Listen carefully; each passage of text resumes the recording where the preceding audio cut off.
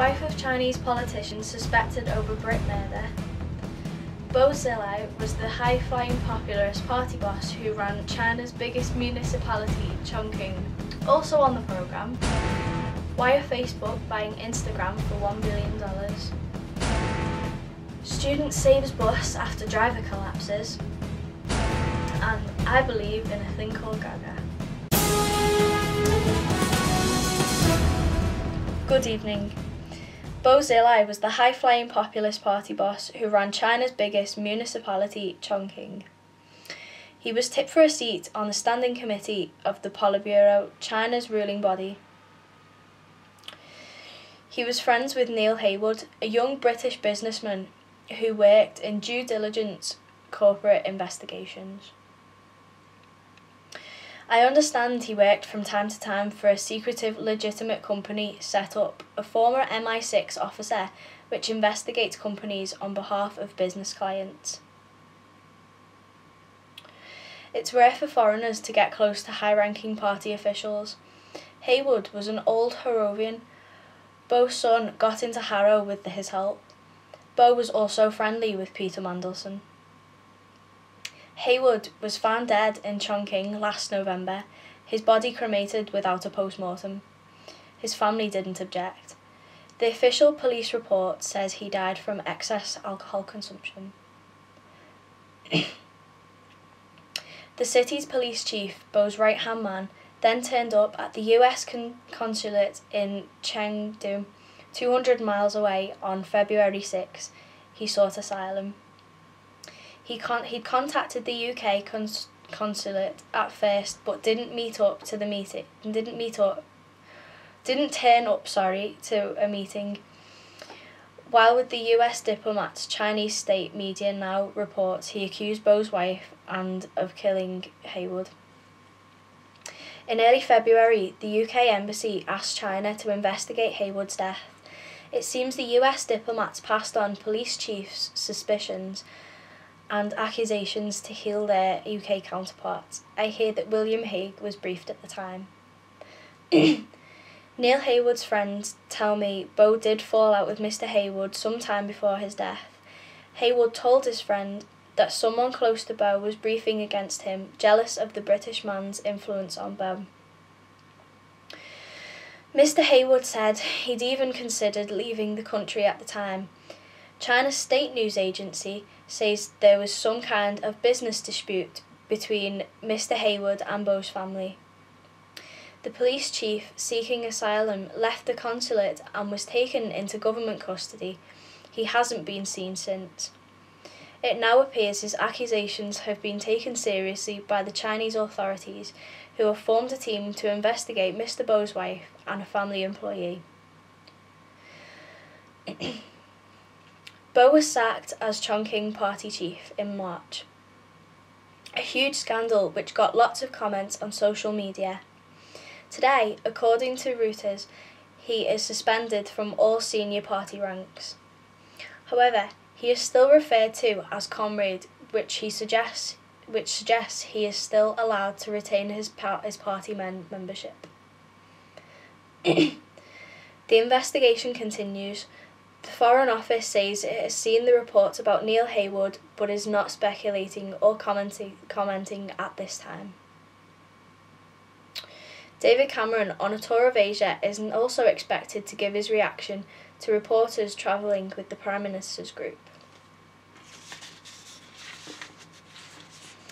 Can Instagram, a company that has only been in business for 500 days, really be worth $1 billion? In simple terms, if that is what someone, in this case Facebook, is prepared to pay for, then yes. But just last week, venture capitalists in the United States valued the company at half that, so why is Facebook willing to splurge such a huge amount of money?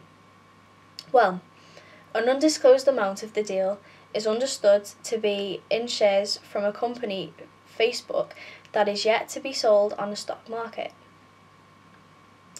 Facebook's potential value, when it floats on the market, expected to be later this year, is potentially as much as $100 billion.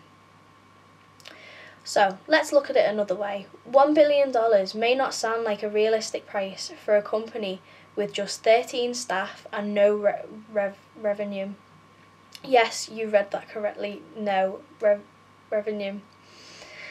But could Instagram, which is growing at a cracking pace, be worth 1% of Facebook? Quite possibly, yes. And in truth, with Facebook yet to be floated, so its value unknown, this is a deal that swaps a lot of paper for another bunch of paper. Even so, why would the online titan Facebook want to buy Instagram in any case?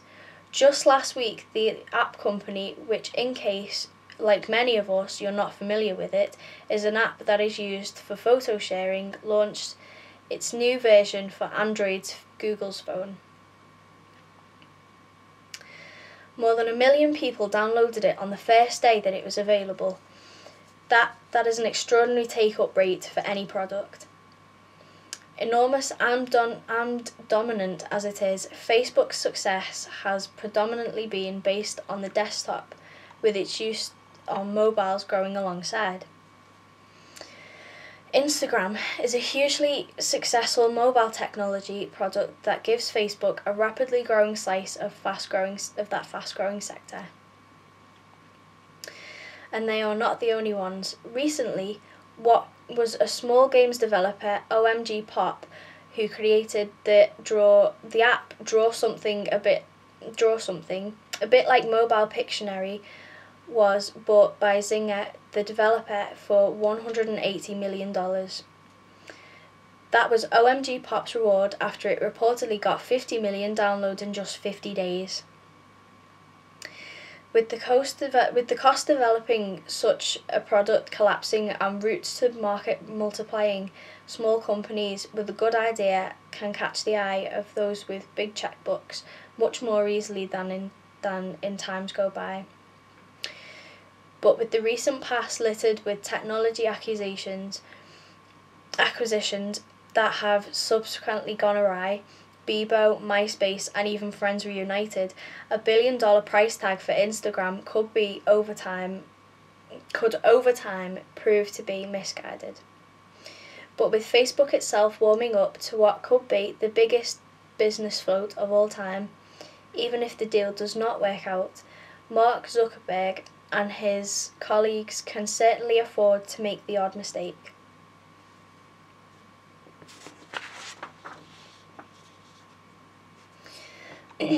Jeremy Wutschik took control of the wheel of his school bus and steered it safely after his bus driver apparently had a heart attack whilst driving. He jumped up and grabbed the wheel and with the help of another student attempted to administer CPR on the driver as the bus was travelling to Surprise Lake Middle School in the small town of Fife, Washington. 13-year-old Wutschik turned the bus towards the side of the road and managed to turn off the ignition. He said he knew what to do after reading about a similar situation where a superhero had to act quickly. A video from a security camera shows another student helping Wutschik with the wheel as the bus came to a stop outside their school. John McCrossan, Director of Student Programs for the Fife School District, was driving behind the bus when he noticed the bus veer off to the side of the road. He ran onto the bus after it had stopped and found the driver unconscious and not breathing. The driver was taken to hospital, but his current condition is not known. Fife Police Chief Brad Blackburn said no one else was hurt thanks to the quick actions of the students.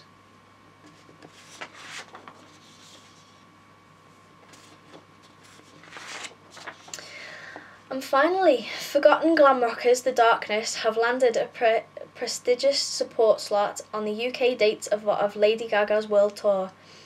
The reform band, famous for their outrageous catsuit, will be performing on the European leg of the Born This Way ball.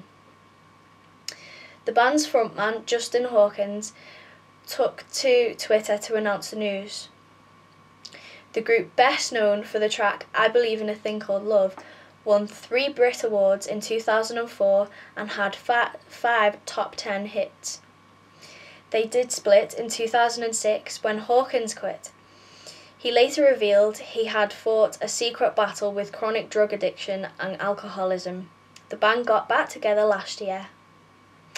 Lady Gaga will be performing at Twickenham Stadium on September the 8th and at Manchester Arena on September the 11th. The worldwide tour is Lady Gaga's first since the release of Born This Way last year, which has so far sold nearly 6 million copies. And that is tonight's GAP Evening News. Gary will be here with the GAP Late News at 10:30, but from me and all the team here, bye-bye.